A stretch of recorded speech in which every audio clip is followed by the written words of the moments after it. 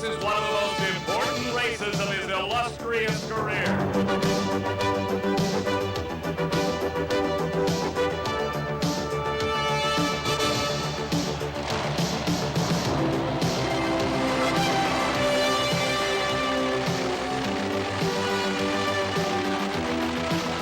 The tension on the starting line is intense.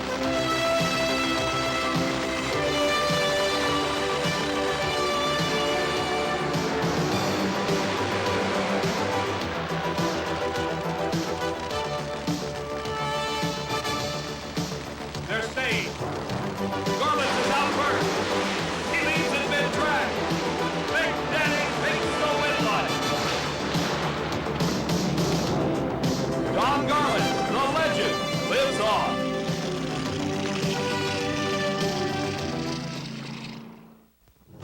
Over the past 30 years, drag racing legend Don Garlits has fired up his many swamp rat top fuel dragsters thousands of times.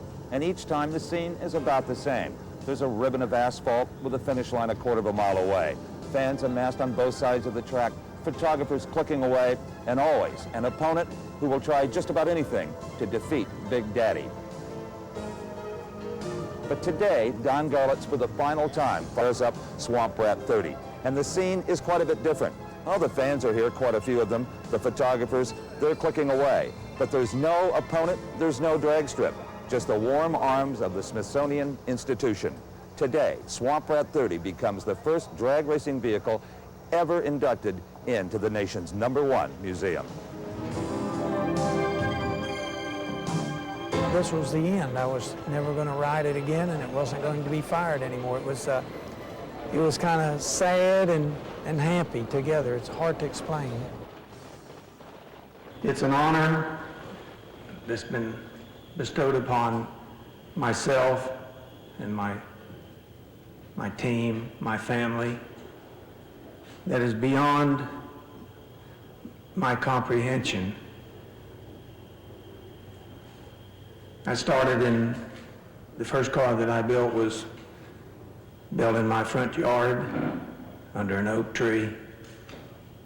Had an electric welder. It was plugged into my wife's range cord. Used to put the TVs out across the street. The old retired couple that lived across from us in those days, it was very sensitive to electric welding, and I'd run a pass and the gentleman would come out and ask me would I please wait till this program was over. 30 years, 30 Swamp Rats. A career full of innovations, championships, historic performances, magical firsts. All that has made Big Daddy Don Garlits a drag racing hero. All compressed into the ceremony celebrating the induction of the definitive top fuel dragster, Swamp Rat 30, into the Smithsonian Institution. The emotion-laden ceremonies included a final firing of Swamp Rat 30 on the Capitol Mall, a press conference, and a reception hosted by the National Hot Rod Association. For Don Garlits, the path that would eventually lead him to glory in drag racing began with a crude, homemade dragster. In 1957, Don built the first dragster to carry the name Swamp Rat. With innovations like enlarged fuel lines, Garlits became the first person to go over 170 miles per hour. The ensuing controversy from disbelieving West Coast racers was all the motivation Garlits needed to fuel his ambitions. The next year, Big Daddy became the first person to run over 180 miles per hour.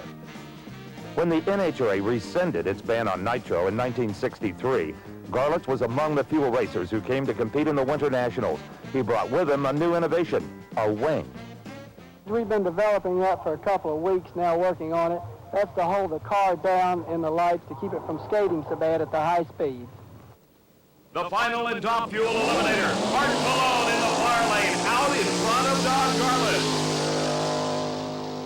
At the finish line, Garlits coming on strong and winning the top fuel eliminator title at the Winter Nationals.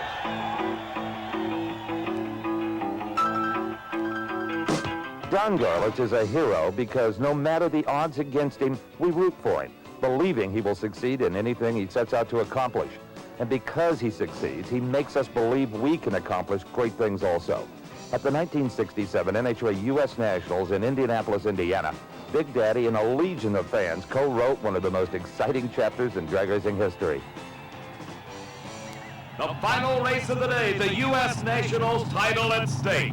This is an important race for Don Garlits at the wheel of that 72-hour wonder. He built that race car in just 72 hours, and if he runs under 6 seconds, he'll cut off his beard.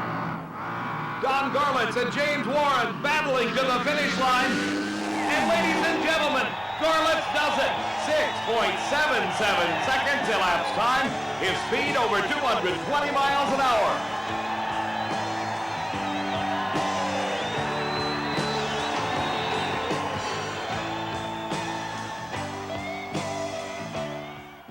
I was on the starting line at Long Beach in the final run, and the transmission exploded, and it took off half of my right foot.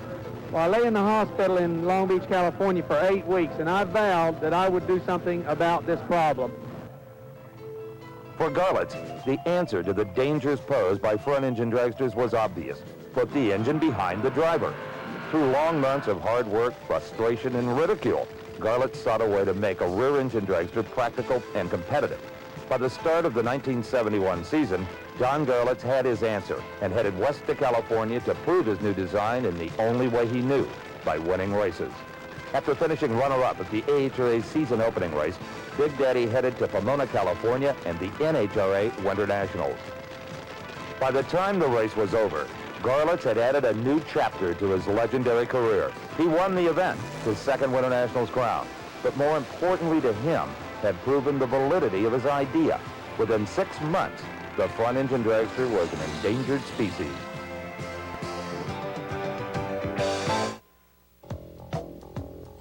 As the 1975 racing season drew to a close, Don Garlits had 2 goals to accomplish: be the first to go 250 and to win an NHRA World Championship. To claim the World Championship, Garlits would have to outlast defending champion Gary Beck at the NHRA World Finals held at Ontario Motor Speedway. On a qualifying pass that rocked the drag race world, Garlits not only broke the 250-mile-per-hour barrier, but set an elapsed time record of 5.637 seconds that would stand for almost 7 years. Garlits went on to win the event, taking home enough points to win his first NHRA World Championship. In 1984, Don Garlits completed a project that was as dear to him as any record or world championship, his Museum of Drag Racing, built next to his home in Ocala, Florida. Labor Day weekend of that year, Don Garlits took a 4-year-old car off the museum floor and with the help of longtime friend Art Malone, set out to win his 5th NHRA U.S. Nationals title. From the outset, Garlits proved he still had the magic touch. Well, Don, after a 5-year absence, you returned to the U.S. Nationals here at Indianapolis, and you didn't come to just play. 261 miles an hour got their attention. Well, we came here with the intention of winning the race. Of course, anything can happen in a race, but I mean, we wasn't here just for the beer. To the delight of 100,000 drag race fans, Garlits advanced to the finals, where he was matched against another old friend, Connie Coletta. Racing Don Garlits in the final round has got to bring back a lot of memories and be kind of a special moment for you here in '84. Yes, it is. It's really fun to race him. I've enjoyed racing him for 20 years, and each time you do it, it's just more fun. 2 longtime competitors battling for the most prestigious title of them all, that of the U.S. Nationals. Garlits has seen the winner's circle here in Indy before, 5 times in fact, starting back in 1964, then 67, 68, 75, and 1978. Don Garlits has won the U.S. Nationals title. Connie Coletta in the far lane, Garlits in the near lane. A good start by both drivers. Coletta goes up in smoke. Garlits pulls ahead and wins it. I've had a wonderful weekend, and I've enjoyed myself tremendously. It's been great to be back. It's great to have you back, and we look forward next year to a new car, aerodynamics, the kind of thinking only you bring to this sport. Well, I hope so. Art has injected a lot of, given me enthusiasm. Art Malone's enthusiasm, coupled with Don Garlits' drive, produced record-setting performances, as Big Daddy did in 1985 what few expected he could do, dominate. Despite almost 5 years of semi-retirement, Garlits was unstoppable in his quest for a second Winston World Championship. Coming into the U.S. Nationals, Big Daddy had already won 4 races and held a commanding lead in the points chase over defending champ Joe Amato. For the second year in a row, Big Daddy Don Garlits is in the finals of the U.S. Nationals. This time he's racing against 24-year-old Darrell Gwynn. Gwynn hazes the tires, he loses traction. Garlits pulls ahead and wins the race. In all, Garlits won a record 6 national events in '85 and easily claimed his second NHRA Winston World Championship. As the 1986 NHRA season unfurled, Don Garlits had grand plans. To fulfill them, he built a sleek, innovative machine he called Swamp Rat 30, Rat Under Glass.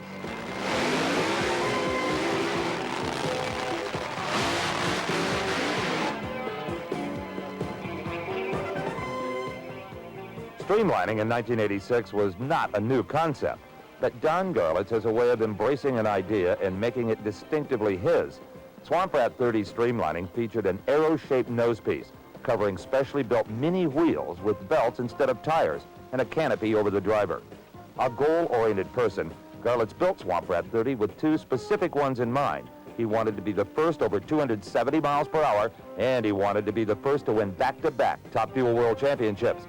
Big Daddy debuted his streamliner in front of his home state crowd at the NHRA Gator Nationals in Gainesville, Florida.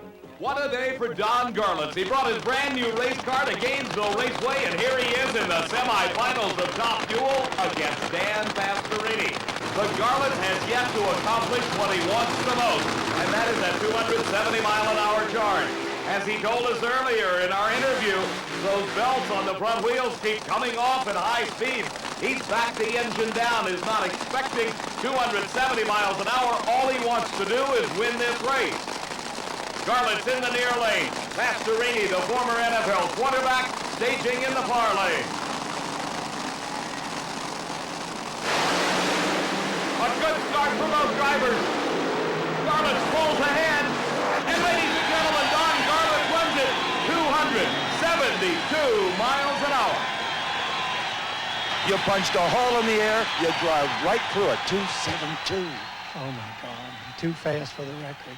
Too fast for those bands on those real wheels. Yeah, we got to have some real tires up on the front of this thing. You know, I heard you say to your crew, I'm not going to try the 270. That's over with for this race. There it was. Well, it's just running good. You know, you can't hardly help yourself. You basically tune, and we're taking nitro out of it. It's just that it's so slick.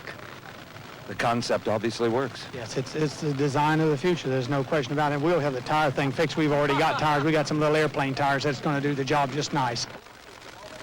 You home state Florida fans, here's your favorite, Big Daddy Don Garlits in the finals of the Gator Nationals. He's already won this event 3 times before.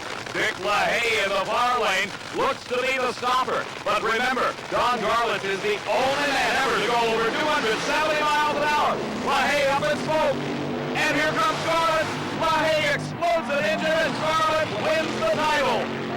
The hometown crowd, everything went right, the record, the whole deal. Yeah, what did we turn? Not quite enough to back up the record, but believe me, everyone acknowledges you were the first to go 270. Really, it's been quite a day. Don Garlits built Swamp Rat 30 as much from chromoly tubing as from dreams.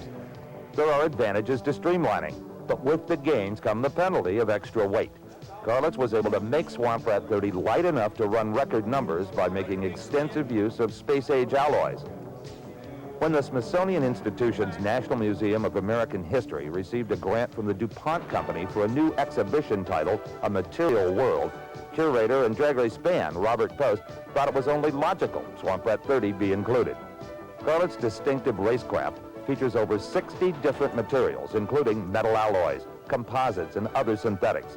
While the Material World exhibition was completed, Swamp Rat 30 was displayed in the museum's Hall of Road Transportation. Bob, how does Swamp Rat 30 fit into the DuPont exhibit?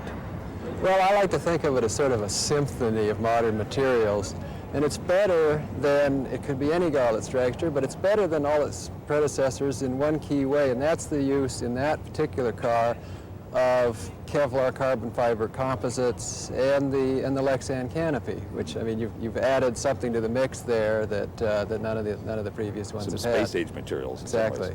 Yeah. Well, Bob, in addition to being a fan, I'm sure you had some professional reasons for choosing a dragster over, say, another form of race car.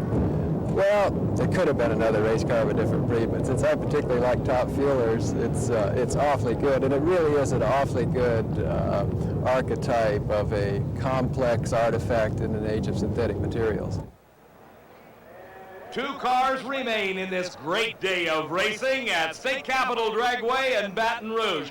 The battle of the streamliners, the 272-mile-an-hour Charger of Big Daddy Don Garlits against the very sleek streamliner of Gary Ormsby. Hard work, a dedicated crew, a little lady luck. These are the ingredients drag racers usually credit when they win. But to win consistently, to obtain the stature of a Don Garlits, takes one more element, an edge. Streamlining, whether the approach taken by Don Garlits or Gary Ormsby, is an effort to find an edge. Don Garlits has always approached racing as a science. Throughout his career, he has shown a willingness, almost an eagerness, to experiment, to take the risks needed to find a new edge. Some ideas work, some do not, but Big Daddy keeps on trying. There are other racers, also masters at finding a new edge.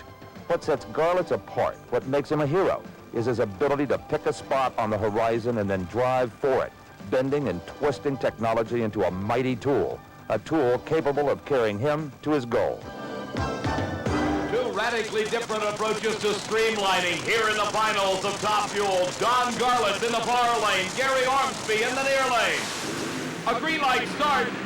Big Daddy pulls an instant lead and drives away from Gary Ormsby. The NHRA Summer Nationals in Englishtown, New Jersey, mark the midway point in the season. It's also when the battle for the Winston World Championship comes down to a handful of contenders. Foremost among them was Don Garlits. Early in qualifying, Garlits was able to officially establish the speed record at 271 miles per hour, getting valuable bonus points. He also had one leg up on a new elapsed time record, but Don was not happy. Big Daddy was thinking about Darrell Gwynn, his chief rival in the points battle.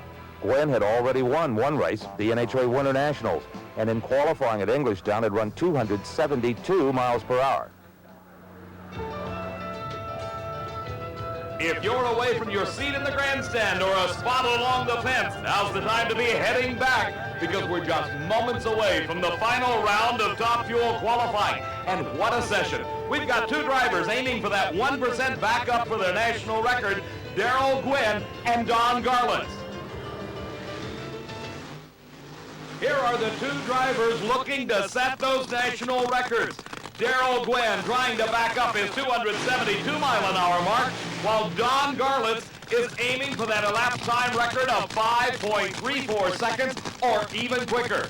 This is an intentional effort on Garlits' part to run against his nemesis, Darrell Gwynn. A great start for both cars. Garlits' front wheels just dancing off the pavement. Garlits going into a wheel stand.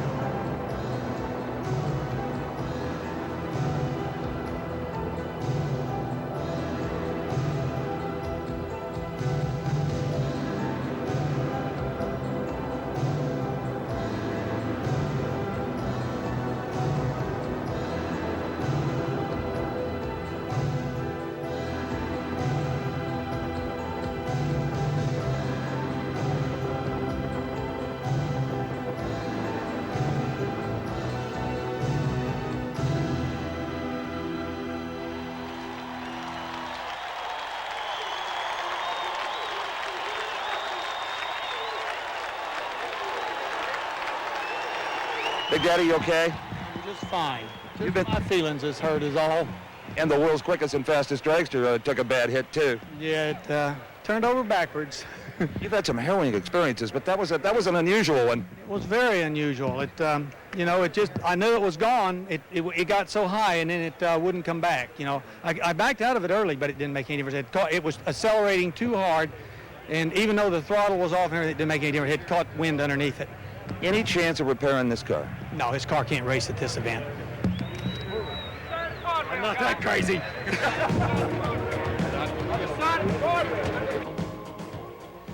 It was not unusual to work till 3 or 4 o'clock in the morning building these cars. And I built over 30 of them. The first ones were nothing like this. They were built on Model T Ford rails with flathead Ford engines in them. But they were the greatest thing in the world to me, and we learned a lot about it. It's a sort of a business that there were no schools to go to. You were self-taught. You learned by trial and error. You saw in that TV clip a major error. But as one of my heroes once said, Chuck Yeager, my success has been because I survived these accidents to drive again. And I think that was a really wonderful statement that he made. He survived those crashes to fly again, and that's been really what happened. I survived, I learned, and I went forward. In 1986, the U.S. Nationals celebrated its 32nd anniversary. Of all the NHRA national events, it stands alone as the oldest, most important race of the year. Don Garlits had won the event a record 7 times. With a rebuilt Swamp Rat 30 and a win at the previous race, the North Star Nationals, Garlits hoped to win a record-setting 3rd straight Nationals, his 8th overall. But Big Daddy was having problems and could qualify no better than 10th.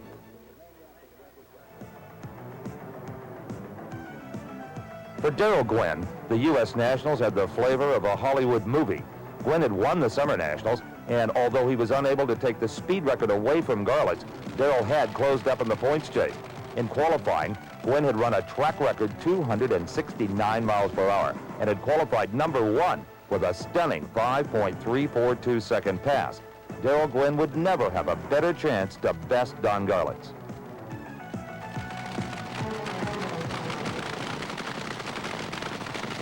The final qualifying attempt for Big Daddy Don Garlits. He's stuck in that number 10 spot. Alongside of him is Darrell Gwynn. He's the number 1 qualifier, got 1 leg up on the record at a 5.34 second elapsed time.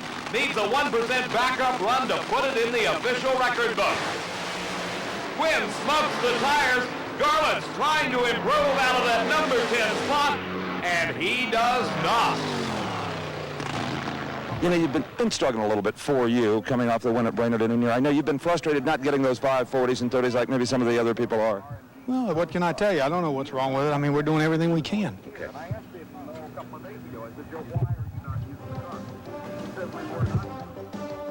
Over 135,000 race fans attended the U.S. Nationals in 1986, a far cry from the first one, run in 1955 on an air base in Great Bend, Kansas. Its growth to prominence as drag racing's most prestigious event parallels the growth of the sport itself, from its roots on California's dry lakes to its position today as one of the most popular of all motorsports. Ladies and gentlemen, welcome to Indianapolis Raceway Park and the 32nd running of the U.S. Nationals. Hello, everybody. I'm Dave McClellan in the first round of Top Fuel Eliminator getting underway. The number 1 qualifier, Darrell Gwynn in the near lane of the racetrack against the streamliner of Gary Ormsby. Gwynn, of course, concentrating on winning this round, but he also is aiming for that 1% backup run to his 5:34 record. A handshake from his dad, Jerry, a former world champion, and now both cars coming into the staging beam. A good start as Gwynn pulls ahead, and he's got the record. 5.37 seconds. Darrell Gwynn goes into the record book with a 5:34 elapsed time. Don Garlits getting ready for his first round race against the surprise of the meet, the number 2 qualifier, Earl Whiting. There he is, folks, the new national record holder, Darrell Gwynn. The commercial lumberman from Montesano, Washington, Earl Whiting, certainly shocked everyone by qualifying in the number 2 spot. That earned him the right to race Garlits, but Garlits appears to have another problem, a crewman having to hold a rag against the engine. And Whiting goes up in smoke. Garlits pulls ahead and gets a tremendous break with his first round win. This is race control. Let's bring the populars up for the second round. Here's the new national record holder, Darrell Gwynn, matched in this second round race against the former world champion, Gary Beck, at the wheel of the Larry Minor-owned Top Fuel dragster. Both crews concentrating on getting the engine ready while the drivers think about the start. A great lead for both drivers, nearly identical reaction time. And Gwynn pulls ahead to take the victory. His elapsed time, 5:40. Gene Snow with all the aerodynamic tricks in the world, borrowing the concept of the small front wheels from Big Daddy Don Garlits, who he's racing against here in the second round. In addition to that, Snow using the canopy over the cockpit, plus some rather strange waste of problems on Gene Snow's car.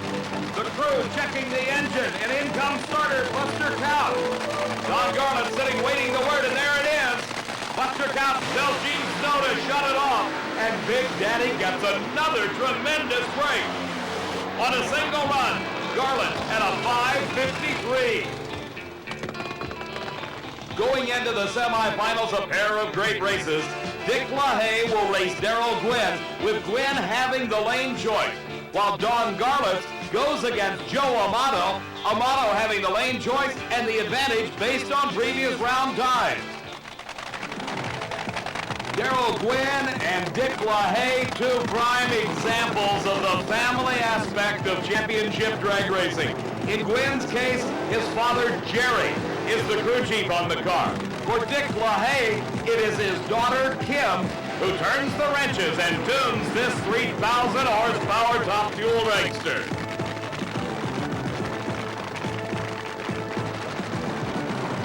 Both drivers backing up into their own track, trying to find the best traction available here on this Indianapolis Raceway Park quarter mile. In the near lane, Darrell Gwynn. In the far lane, Dick LaHaye. Under the scrutiny of Kim, she says it's okay, take it to the starting line. Jerry with a traditional handshake with his son Darrell. Into the staging beams they come. The winner advancing to the U.S. Nationals Finals. By 1/100 of a second, Darrell Gwynn has the advantage at the start and oh so close at the finish. Darrell Gwynn moves into the finals of the U.S. Nationals.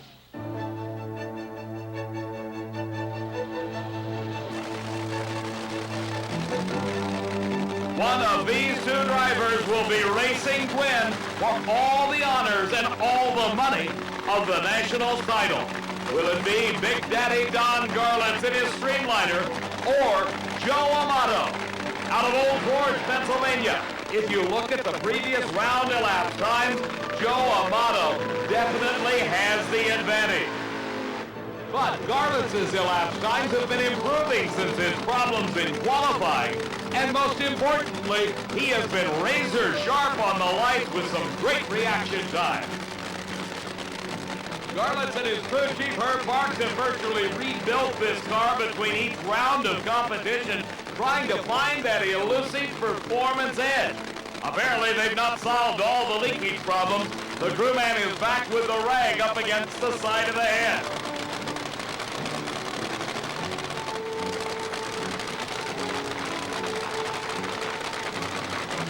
Garlits waiting the word from starter Buster Couch to bring it to the starting line. Joe Amato in the near lane, Garlits in the far lane.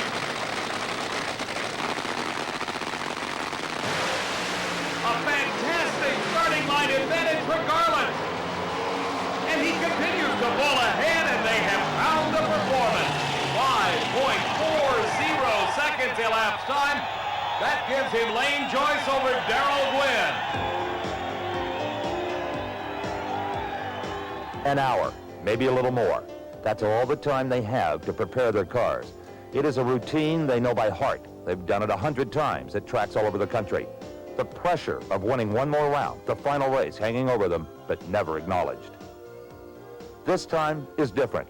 This time, as the two crews prepare for the finals, they can't help but think, if only for a moment, about all that's at stake.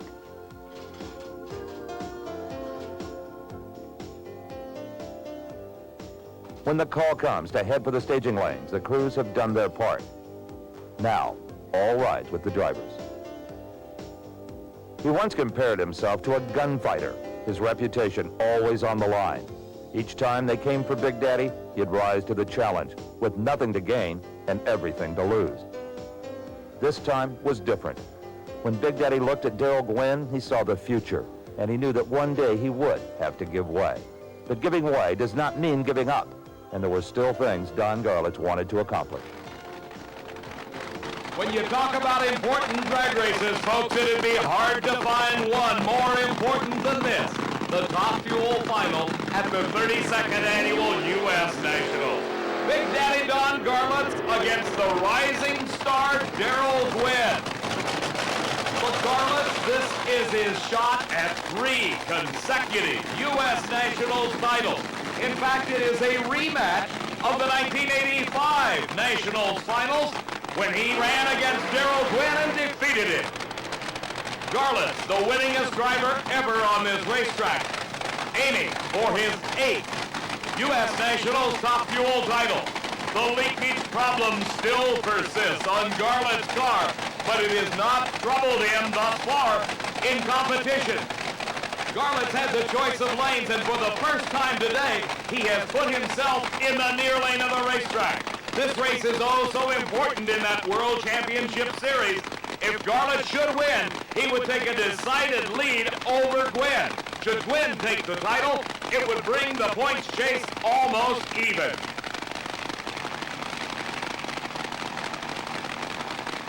Both cars stayed, and a great start for Garlits. Once again, Garlits gets the advantage at the green light and takes the win with a 5:39 elapsed time. His 8th U.S. Nationals title.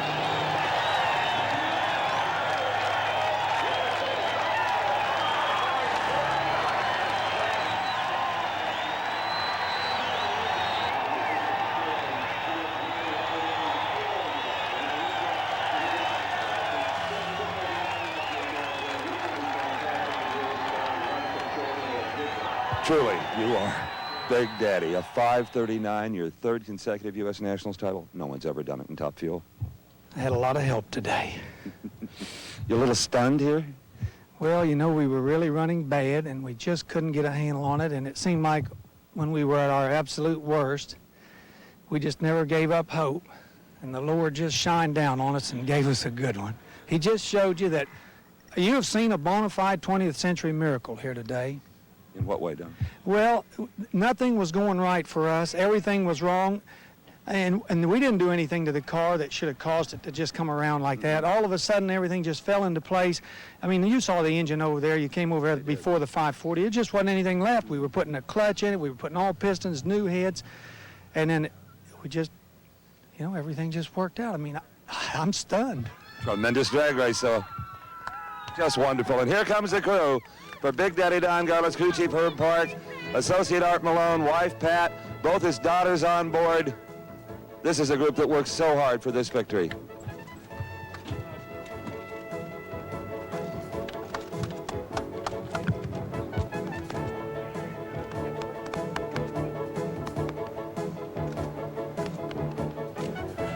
So today it's like the top of anything that I could have ever done for this car to be here in this wonderful institution. And I really thought hard and long about giving up this car. Bob Post from the Smithsonian, they would have accepted another car from the collection. But this car so epitomized the sport at this point that I felt that I should really bite my lip and let this car go. This is a car that's ready to run. We had this car running out on the mall yesterday. We could actually take this right to the races and qualify well with it. So it is truly a hard thing to give up, but I feel that I should do that.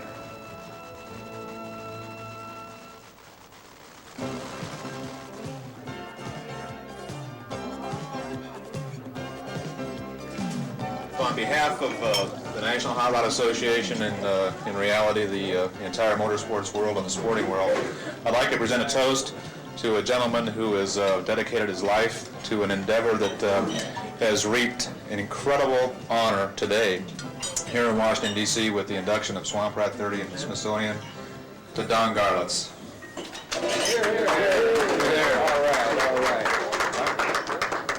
Thank you very much, Ryan. To the National Hot Rod Association for all that they have done for the sport to bring it from its humble beginnings that many of us in this room are well aware of and participated in back in the early 50s and late 40s.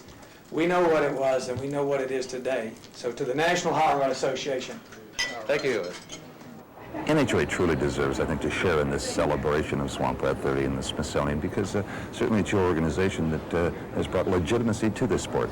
I think it's a medium. It's like, just providing a platform for the heroics, if you want to call it, that Don's provided for not only just championship drag racing, but motorsports in general. This truly is a momentous occasion for motorsports and special events. Touring the Smithsonian myself, I've seen a lot of Goodyear tires on old cars and special interest cars that are there, but none quite the size of the tires that rolled in this morning.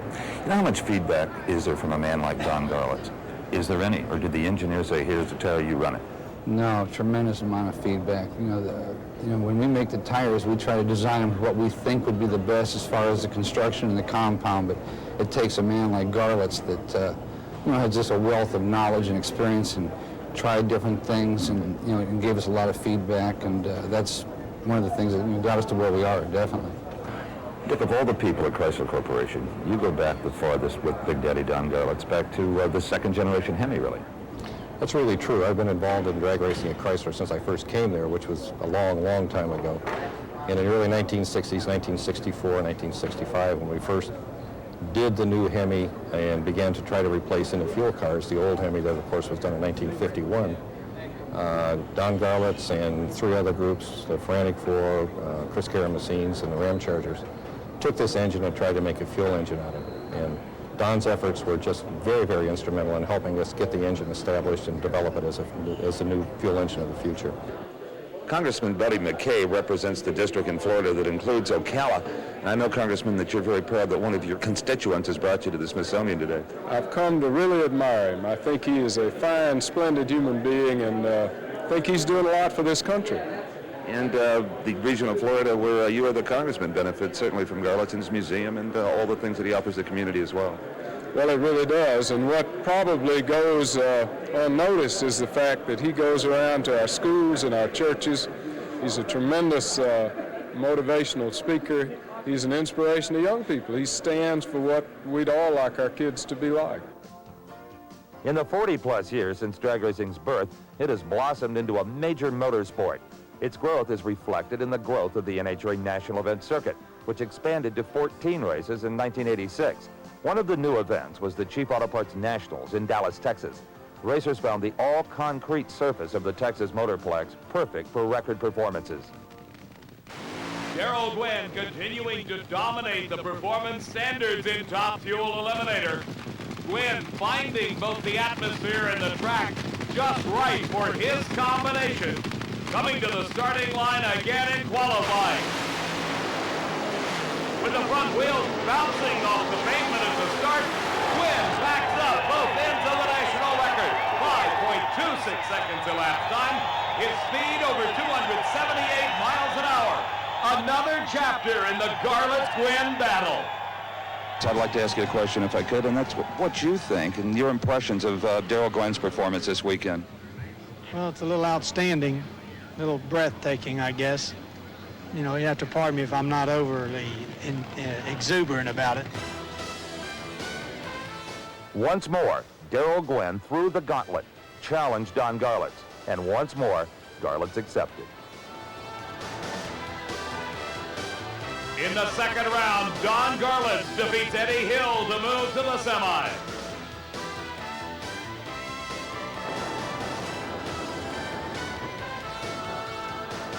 Darrell Gwynn beats Dick LaHaye to move to the semi.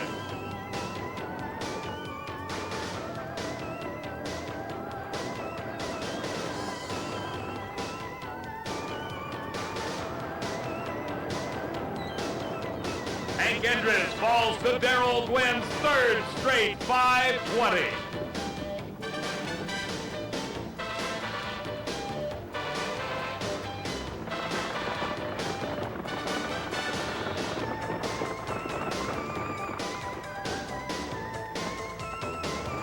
Garlits beats his longtime friend Connie Coletta to move once again into the final round against Darrell Gwynn. What an incredible day and now night of racing we have seen here at the NHRA Chief Nationals. A tribute to all you fans for your patience, sitting through a Texas thunderstorm that has brought us to this rain-delayed finals in Top Fuel Eliminator. Darrell Gwynn in the far lane, Don Garlits in the near lane. Gwynn setting the new national record both in elapsed time and top speed on this racetrack. Garlits clawing his way once again into the final round. This is the second time this season these two drivers have met in a final round. Garlits won the previous encounter at the U.S. Nationals, but never before has experience counted quite so much as it may tonight, as the weather has certainly changed the complexion of this racetrack and the atmospheric conditions. Will the years of experience of Garlits at the wheel of a Top Fuel dragster overcome the performances we have already seen from Gwynn?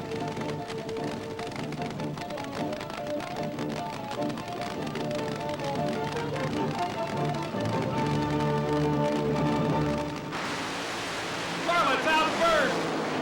Gwynn getting close to the center line. Garlits pulls ahead and wins the race and moves into a commanding lead in the Winston World Championship points chase.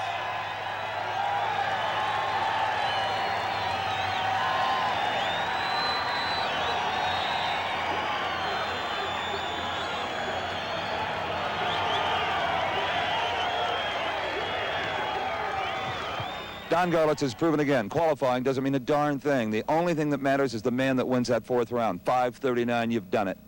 Thank you very much, Steve. It is. 4 rounds is tough, and qualifying doesn't mean anything, especially like a day like today where it rained, and then all of a sudden you got to completely reevaluate the whole situation. We made changes on this car you wouldn't believe to try to cope with the air and everything. Did the rain work better for you than for him, would you say? I would say it worked for me because, you know, with a 539 wouldn't beat a 533 or a 527.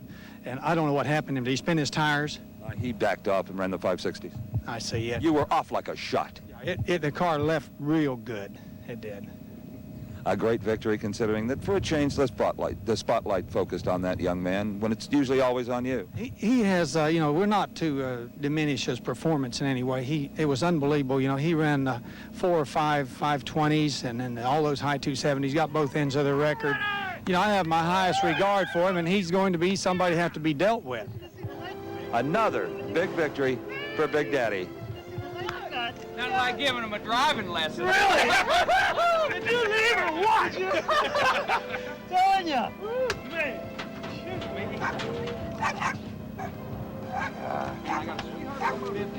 Wow. I see that. 456 light. To a 615. Oh, my word. 456. Indy had our name written all over it. Dallas had our name written all over it. And he still got me. I don't know. He's incredible. I'll tell you, sometimes I think I got a handle on the situation, the race, this and that, and there's old Garlits stomping through the field, and there he is in the final, and it sure looks like he's going to win it this year, and he deserves to win it.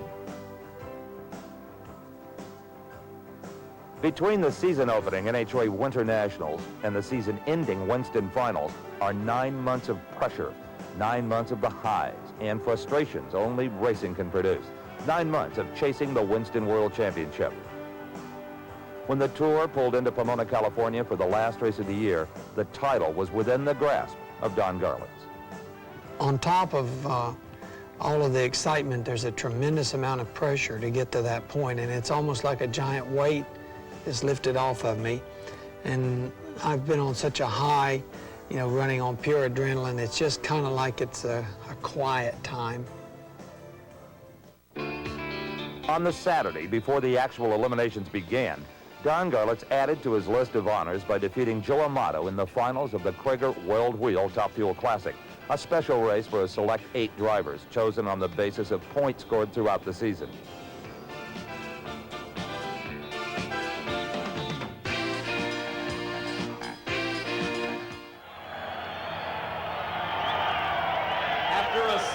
competition, it is boiled down to this: the final day of racing in the 1986 NHRA Winston World Championship Series. And for this man, Don Garlits, he is one win light away from a Winston World Championship title, his third during his long and illustrious career.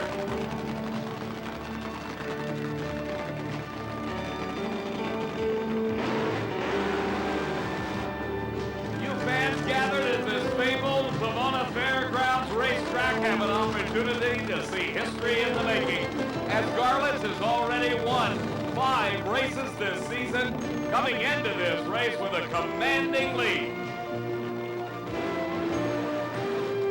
He still needs to win 1 round. Mathematically, it is possible for Darrell Gwynn to catch him. Gene Snow racing against Garlits here in round number 1 at the Winston World Final.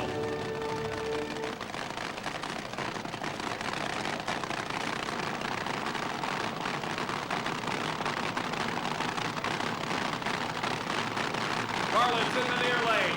Snow in a very similar configuration on his race car is in the far lane of the track. Garlits again with the advantage at the start. And at the finish line, Garlits wins the World Championship.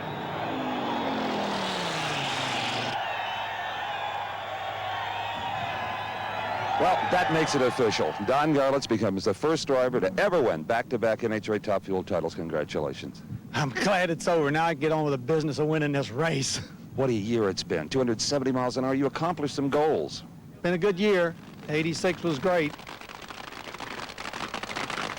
In round number 2 of competition at the World Finals, a matchup that fans nationwide have been watching all year long, both in qualifying and in competition. Darrell Gwynn in the near lane, Don Garlits in the far lane, and Garlits red light. Gwynn a small measure of revenge as he takes the victory. Darrell Gwynn ended his season as it began, with a victory at Pomona. The Winston Finals title gave Gwynn his 4th national event win of the year and laid the foundation for what many believe will be a great future.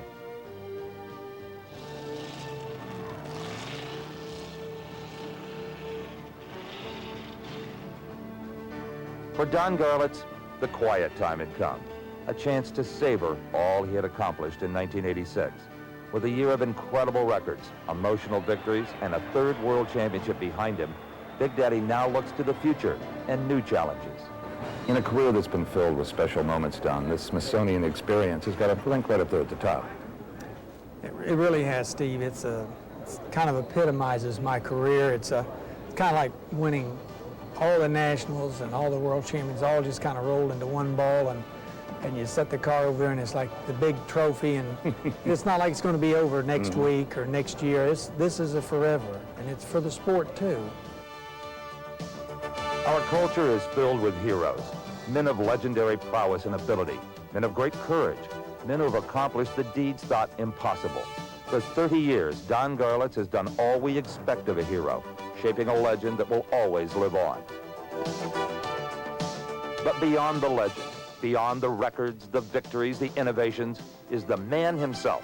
And in the end, the greatest tribute we pay him is when we say of another's accomplishment, Big Daddy would have done it that way.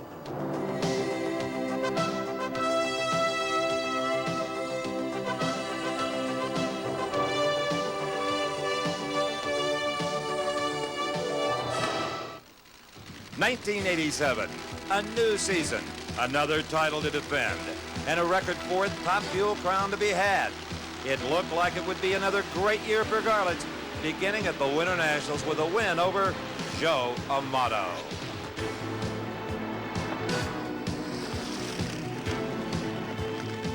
By mid-season, yet another creation from the Garlits bloodline debuted. Swamp Rat 31. But in Spokane, the unthinkable happened. A blowover in the new car at over 240 miles per hour. Luckily, he sustained only some broken ribs, but Don called it quits once again.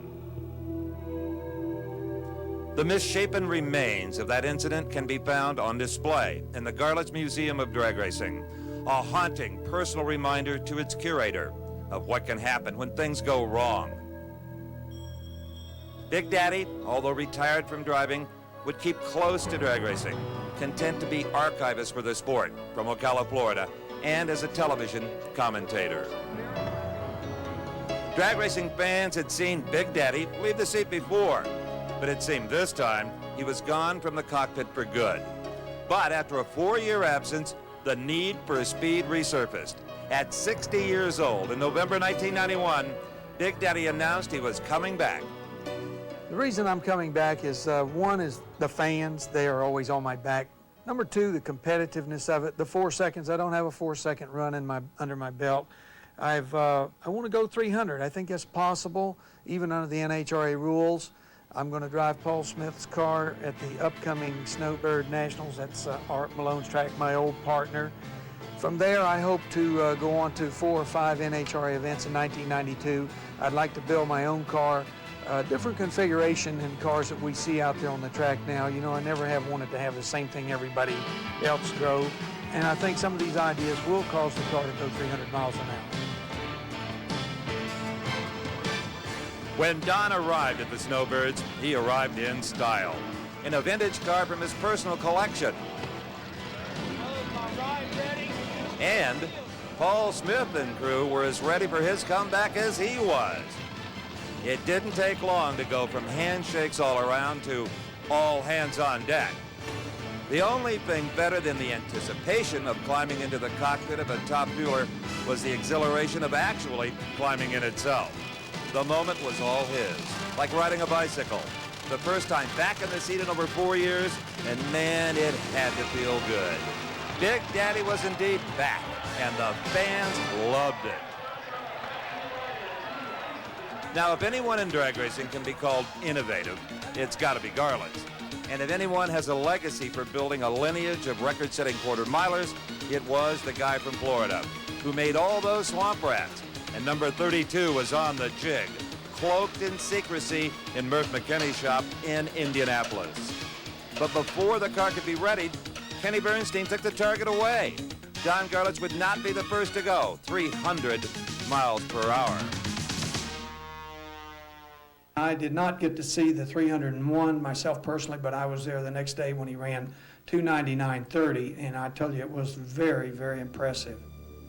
Despite the disappointment, but amidst much anticipation, the car was unveiled on the hallowed ground of Indianapolis Raceway Park. It took over 1,000 hours to complete, 3 times the average time. This car has been a dream of mine for a number of years. It took a lot longer than we anticipated. We had hoped to have this car finished by the end of the year, but different things got in our way. I mean, I'm sure you must realize when you're building something completely new and different, it just doesn't happen overnight. That complete new wing had to be engineered because of the single post. We wanted the single post because of the narrow rear and the strut going up between the tires, and this wing had to be supported differently than what generally is done. It was dramatically different. Radical was the term most used to describe it, with its shark-like single-strut wing, narrow rear end, and canopy cockpit, a Garlits innovation dating back to 1986. Big Daddy looked the part of a proud new papa, but the real test would be under race conditions, and the next opportunity was the Southern Nationals in Atlanta.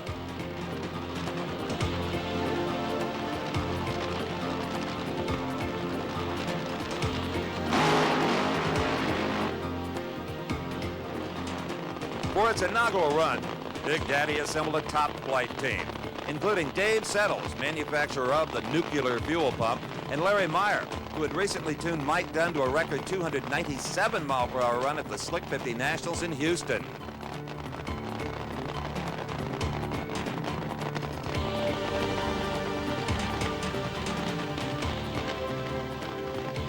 It was a tough field in Atlanta, and after several attempts, Swamp Rat 32 was not fast enough to make the field, and Big Daddy didn't qualify.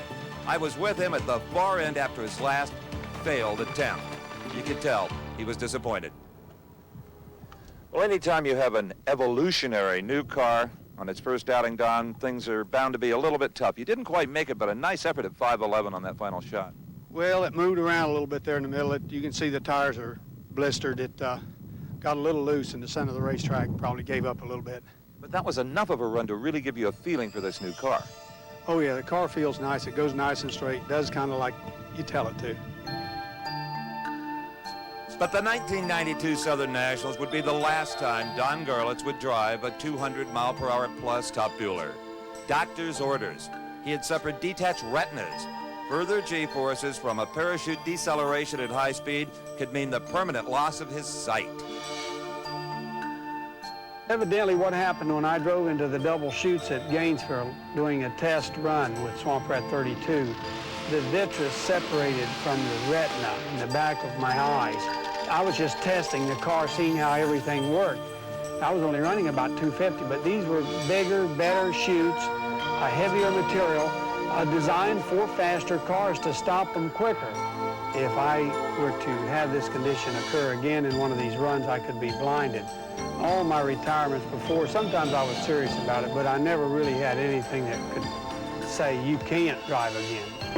The eye doctor said to me, he said, Mr. Garlits, I don't want to tell you what to do, but if I was you, I wouldn't drive anymore. So much was in this car, so much effort's been put into it, and it's been so exciting being back into racing. Atlanta, I had such a good time. Even though I didn't qualify, I still had a wonderful time there with all the racers, being one of them again.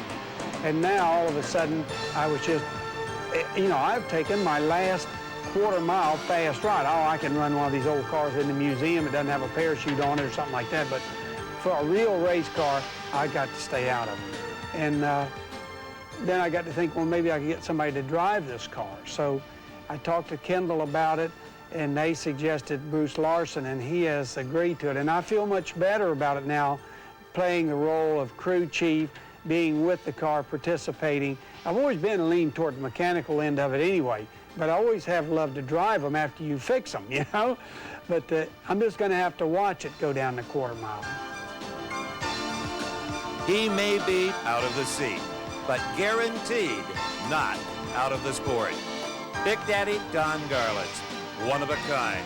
His achievements have propelled the sport of drag racing in the areas of safety and speed and have endeared him to the fans.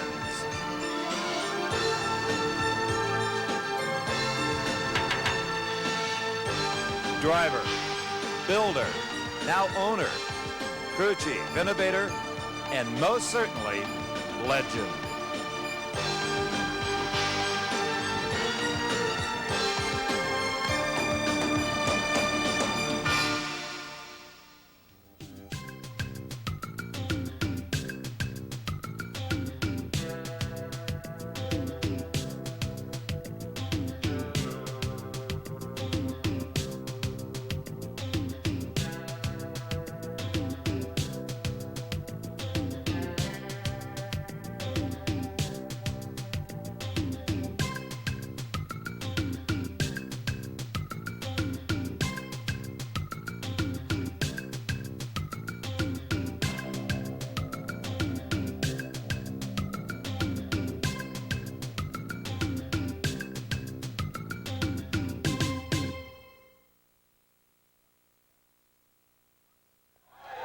Want the best seat in the house for motorsports entertainment?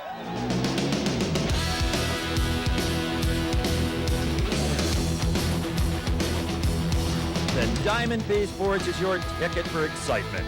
With over 35 spectacular titles from which to choose in the growing Diamond P inventory, you can build a home video library of your favorite motorsports action that you'll enjoy for years to come. For the drag racing enthusiast, Diamond P annually presents the entire NHRA Championship season in review. You get all the dramatic action as the best drivers chase the elusive NHRA Championship crowns. For an exciting and comprehensive look at recent drag racing history, there's Decade of Thrills 1 and 2, examining the most chilling, agonizing, and emotion-filled moments of the 70s and 80s. Funny car fans can't get enough of Fabulous Floppers 1 and 2. The sound and excitement of Pro Stocks takes the stage in Hot Rods from Detroit. And Top Fuel is what's hot in Kings of the Sport. Interested in personalities? Well, Diamond P presents these legends in Garlits 1 and 2, Don Prudhomme, and Shirley. If it's monster trucks, mud racing, and tractor pulling that cranks you up, then Shake, Battle, and Roll and Shake, Battle, and Roll 2 are for you. For sprint car fans, the unpredictable winged world of outlaws are featured at the famed Knoxville Nationals. Beginning with Knoxville 87, you can get the entire collection of annual mayhem. And fasten your seatbelt for a treacherous journey up, over, and off-road. Takes you from the Baja Desert to outrageous stadium racing and a decade of off-road thrills. Plus, don't forget about Supercross.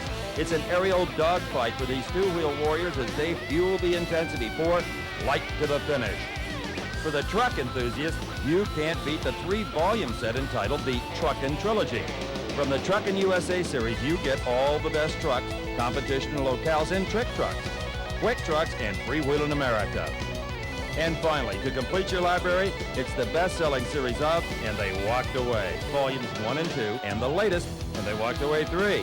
Here are the most breathtaking moments from the Diamond P archives. Racing's most spectacular spins, flips, wrecks, and fires.